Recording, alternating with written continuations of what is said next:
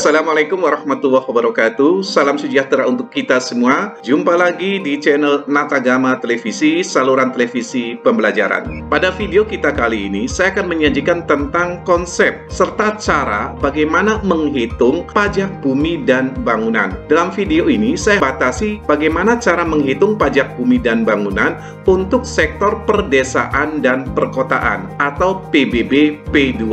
Dibawakan oleh saya, Walid Hamidi, untuk Anda sekalian. Saya ingatkan kembali, bagi yang belum subscribe, silakan subscribe terlebih dahulu karena itu mudah bagi Anda tetapi sangat berarti bagi kami. Dan bagi yang sudah subscribe, jangan lupa aktifkan loncengnya agar nanti Anda mendapatkan notifikasi dari kami. Selamat menyaksikan tayangan kami. Semoga Allah Subhanahu wa taala, Tuhan yang Maha Kuasa, memberikan kemudahan bagi kita semua untuk memahami materi ini. Sahabat Natagama Televisi, sebelum kita mempelajari bagaimana cara menghitung pajak bumi dan bangunan, kita pahami terlebih dahulu beberapa konsep yang terkait dengan pajak bumi dan bangunan. Pajak bumi dan bangunan, atau yang sering disingkat dengan nama PBB, adalah pajak atas tanah dan bangunan yang ditanggungkan kepada pemilik karena adanya keuntungan ekonomi atau status ekonomi akibat kepemilikan tanah dan bangunan tersebut. Secara garis besar, terdapat 5 sektor pajak bumi dan bangunan, yaitu sektor perdesaan, sektor perkotaan, sektor perkebunan, sektor perhutanan, dan sektor pertambangan. Sebelum diundangkannya Undang-Undang PDRD, seluruh sektor PBB tersebut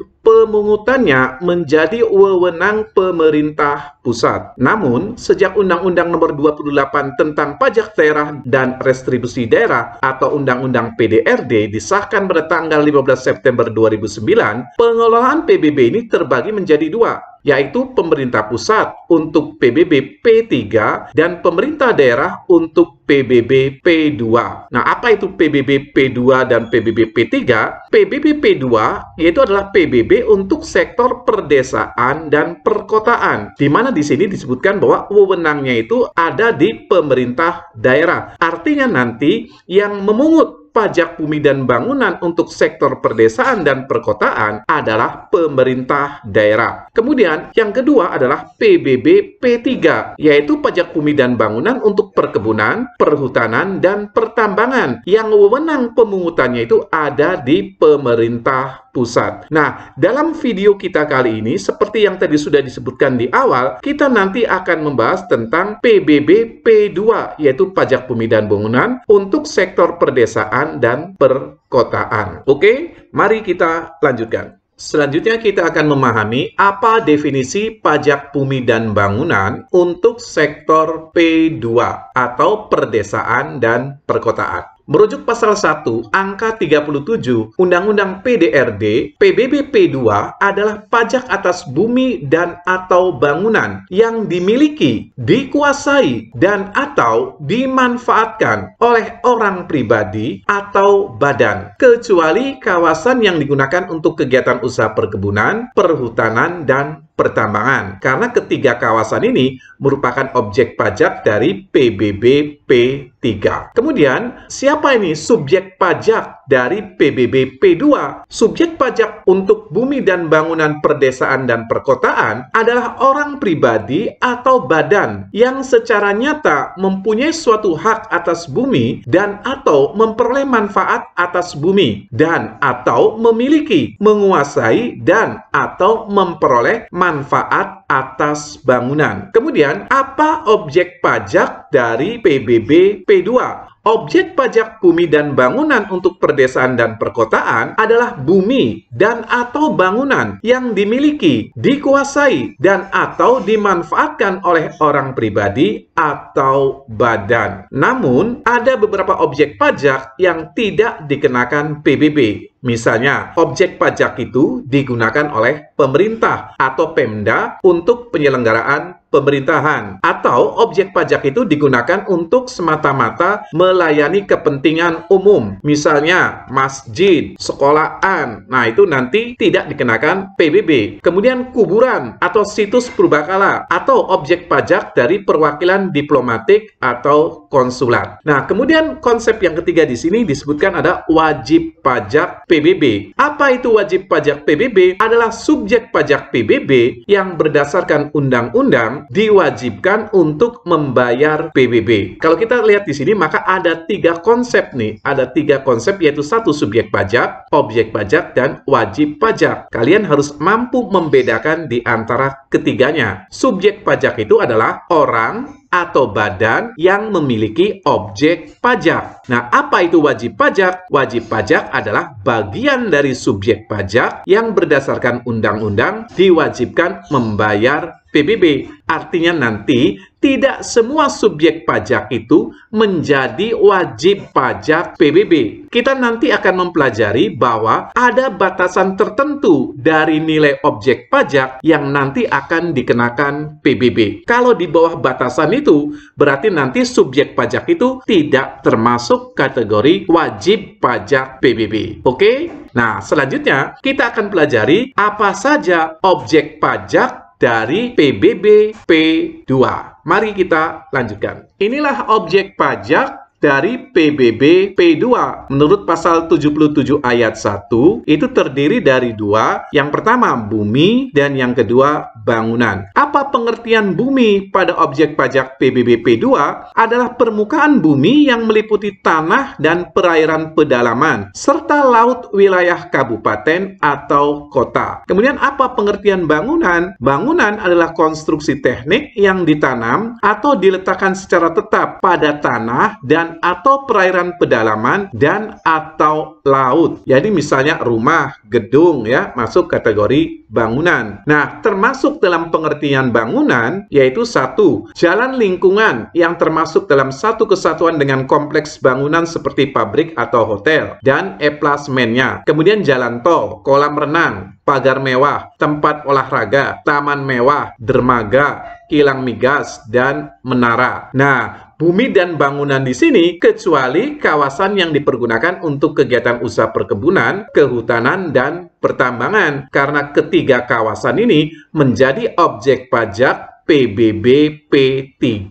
Sahabat Natagama Televisi, selanjutnya kita akan mempelajari konsep-konsep lain yang terkait dengan perhitungan pajak bumi dan bangunan untuk sektor perdesaan dan perkotaan. Konsep yang pertama adalah nilai jual objek pajak atau NJOP. NJOP ini merupakan dasar dari pengenaan PBB. Apa itu NJOP? Nilai jual objek pajak yang selanjutnya disingkat dengan NJOP adalah harga rata-rata yang diperoleh dari transaksi jual-beli yang terjadi secara wajar. Dan bila mana tidak terdapat transaksi jual-beli, maka NJOP itu ditentukan melalui perbandingan harga dengan objek lain yang sejenis, atau nilai perolehan baru, atau NJOP pengganti. Jadi, NJOP itu adalah nilai jual dari objek pajak. Jadi kalau misalnya objek pajaknya itu rumah, maka NJOP rumah adalah nilai jual dari rumah tersebut. Kemudian, besarnya NJOP itu ditetapkan setiap 3 tahun. Mengapa demikian? Karena tanah ataupun rumah atau bangunan itu nilainya setiap hari itu semakin bertambah. Maka di sini setiap 3 tahun sekali pemerintah daerah meninjau ulang besaran NJOP yang sebelumnya sudah ditetapkan. Nah, kecuali di sini ada kalimat berikutnya nih, kecuali untuk objek pajak tertentu dapat ditetapkan setiap tahun sekali sesuai dengan perkembangan wilayahnya. Kemudian besaran NJOP di sini ditentukan oleh kepala daerah. Kemudian konsep yang kedua yaitu nilai jual objek pajak tidak kena pajak atau NJOP TKP. Nah, menurut pasal 77 ayat 4 Undang-Undang Nomor 28 Tahun 2009, apa itu NJOP TKP? Adalah batas NJOP yang tidak kena pajak. Di mana di sini besarnya nilai jual objek pajak tidak kena pajak ditetapkan paling rendah 10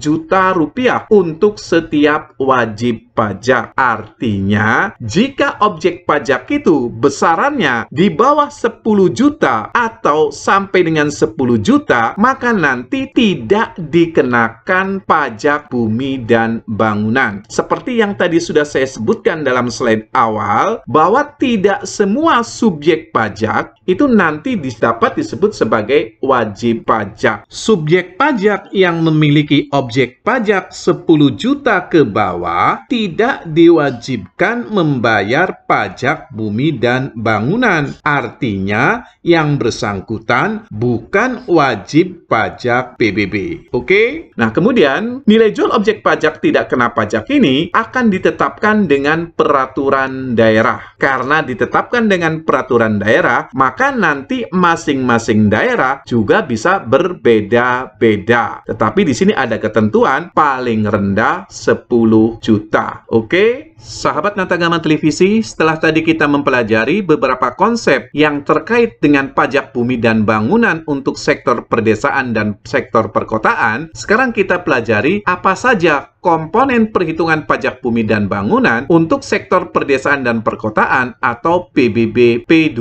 serta langkah-langkah yang harus kita lakukan untuk menentukan besaran pajak bumi bangunan yang terutang atau yang harus kita bayarkan. Komponen yang pertama di sini adalah nilai jual objek pajak atau NJOP. Jadi kita tuliskan di sini NJOP dari pajak yang akan kita perhitungkan. Kemudian yang kedua, nilai jual objek pajak tidak kena pajak atau NJOP TKP. Di mana tadi dalam slide sebelumnya sudah kita pelajari bahwa besaran NJOP TKP itu adalah minimal 10 juta rupiah. Jadi kalau NJOP-nya di bawah 10 juta atau sampai dengan 10 juta, maka PBB-nya ini tidak diperhitungkan. Karena nilai di sini min atau 0 ya, maka PBB itu tidak diperhitungkan. Nah, kemudian komponen yang ketiga adalah NJOP untuk perhitungan PBB yang dicari dari NJOP dikurangi dengan NJOP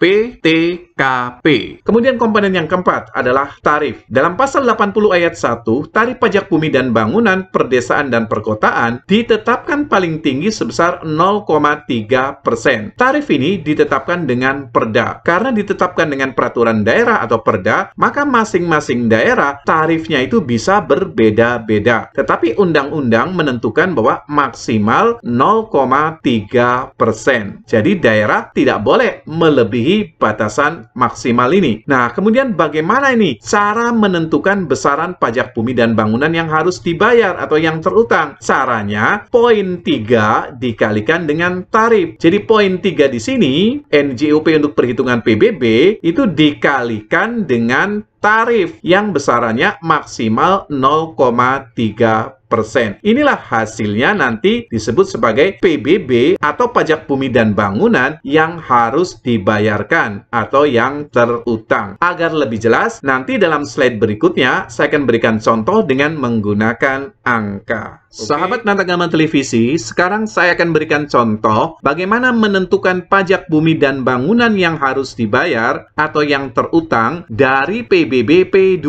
Misalnya di sini diketahui objek pajak itu berupa rumah dengan luas 100 meter persegi dengan nilai jual 500.000 per meter persegi. Rumah ini berdiri di atas sebidang tanah seluas 120 meter persegi dengan nilai jual 300.000 per meter persegi. Kemudian dalam soal disebutkan NJOP TKP itu 10 juta. Nah, NJOP TKP ini harus disebutkan dalam soal. Kenapa? Karena dalam praktek, NJOP TKP itu masing-masing daerah bisa berbeda-beda. Jadi, kalau tidak disebutkan dalam soal, akan membingungkan kita yang menyelesaikan soal. Kemudian, di sini disebutkan tarifnya adalah 0,3%. Tarif juga di sini disebutkan ya. Kalau tidak disebutkan, ini juga akan membingungkan kita yang menyelesaikan soal. Kenapa? Karena tarif ini untuk tiap-tiap daerah bisa berbeda-beda. Nah, di sini ditanyakan, menentukan berapa besarnya PBB yang harus dibayarkan. Maka langkah-langkahnya seperti ini. Kita tentukan terlebih dahulu nilai jual objek pajak atau NJOP. Nah, untuk menentukan NJOP rumah, kita mencarinya seperti ini. Luas rumah 100 meter persegi dikalikan dengan nilai jualnya 500.000 per meter persegi. Maka kita kalikan nih, 100 kalikan 500.000. Hasilnya adalah 50 juta. Ini 50 juta ini adalah NJOP untuk rumah. Kemudian untuk tanah, luas tanah 120 dikalikan dengan nilai jual tanah 300.000 per meter persegi. Sehingga di sini diketahui NJOP untuk tanah adalah 36 juta. NJOP rumah dan NJOP tanah kita jumlahkan. Jumlahnya adalah 86 juta. Nah, 86 juta kemudian kita kurangi dengan nilai jual objek pajak tidak kena pajak yang jumlahnya dalam soal di sini disebutkan 10 juta. Jadi 86 juta dikurangi 10 juta. Hasilnya 76 juta. 76 juta itu disebut dengan NJOP untuk perhitungan PBB. Nah, kemudian untuk menentukan besarnya pajak bumi dan bangunan yang terutang atau yang harus dibayar, maka NJOP untuk perhitungan PBB yang 76 juta ini kita kalikan dengan tarif, di mana tarifnya dalam soal disebutkan 0,3%. Jadi 76 juta kalikan 0,3%. Hasilnya adalah 228.000. Inilah yang disebut sebagai pajak bumi dan bangunan yang terutang atau PBB yang harus dibayarkan. Sahabat Natagama Televisi, slide ini menampilkan surat pemberitahuan pajak terhutang, pajak bumi dan bangunan untuk sektor perkotaan atau PBB P2. Nah, pajak bumi dan bangunan itu adalah pajak yang dalam pemungutannya itu menggunakan sistem Official Assessment System. Artinya, yang menghitung besaran pajak bumi dan bangunan adalah pemerintah. Dalam hal ini adalah Dinas Pendapatan Daerah. Wajib pajak tinggal menerima pemberitahuan tentang besaran dari pajak yang harus dia bayarkan. Dalam surat pemberitahuan pajak terhutang di sini ada komponen yang namanya NJOP yang jumlahnya di sini adalah 92.808.000 rupiah. Kemudian ada NJOP TKP yang besarannya adalah 10 juta rupiah. NJOP dikurangi dengan NJOP TKP itu disebut dengan NJOP untuk perhitungan PBB yang nilainya di sini 82.808.000 rupiah. Kemudian di sini ada tarifnya di sini. Tarifnya adalah 0,1%. Dalam undang-undang disebutkan maksimal 0,3%. Nah, dalam contoh di SPT di sini adalah 0,1%. Nah, NJOP untuk perhitungan PBB yang jumlahnya 82.808.000 dikalikan dengan 0,1% itu hasilnya adalah 82.808 rupiah. Ini adalah PBB yang harus dibayarkan oleh si wajib pajak. Nah, sahabat Natagama Televisi harus bisa menghitung besaran PBB seperti ini agar nanti kita bisa menilai apakah SPT yang sudah diterbitkan oleh Dinas Pendapatan Daerah ini benar atau tidak.